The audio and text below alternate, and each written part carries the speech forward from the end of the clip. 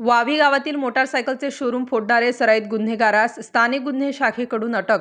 दिनांक 2/11/2024 रोजी दीपावली पाडव्याच्या दिवशी सिन्नर शिर्डी महामार्गावर वावी गावचे शिवारात कोणीतरी अज्ञात चोरट्यांनी भारत ऑटोमोबाईल नावाचे हिरो कंपनीचे मोटारसायकलचे शोरूम दुकानाचे बंद शटरचे कडी कोयंडा तोडून अनधिकृतपणे आत प्रवेश करून 3 नवीन होंडा स्प्लेंडर मोटारसायकल व एक्साइड कंपनीच्या बॅटऱ्या असा एकूण 2,35,178 रुपये किमतीचा मुद्देमाल घरफोडी चोरी करून चोरून नेला होता।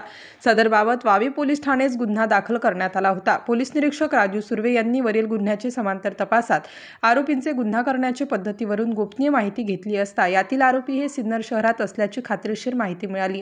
त्यावरून स्थानिक गुन्हे शाखाच्या पथकाने सिन्नर शहरातील शंकरनगर परिसरात सापळा रचून सराईत गुन्हेगार नामे प्रदीप संजय रॉय वय 24 वर्ष यास ताब्यात घेतले।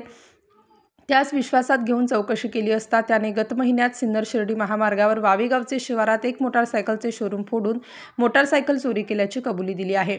सदर आरोपी प्रदीप संजय रॉय यास वावी पोलीस ठाणेकडील वरील गुन्ह्यात अटक करण्यात आली असून माननीय न्यायालयाने त्याची 2 दिवस पोलीस कस्टडी रिमांड मंजूर केली आहे।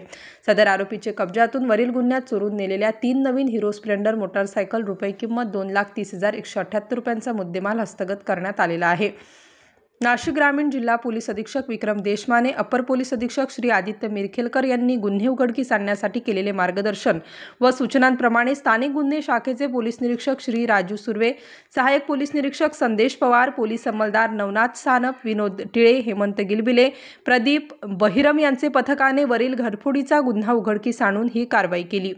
स्टार न्यूजसाठी मोहसिन पठाण, नाशिक।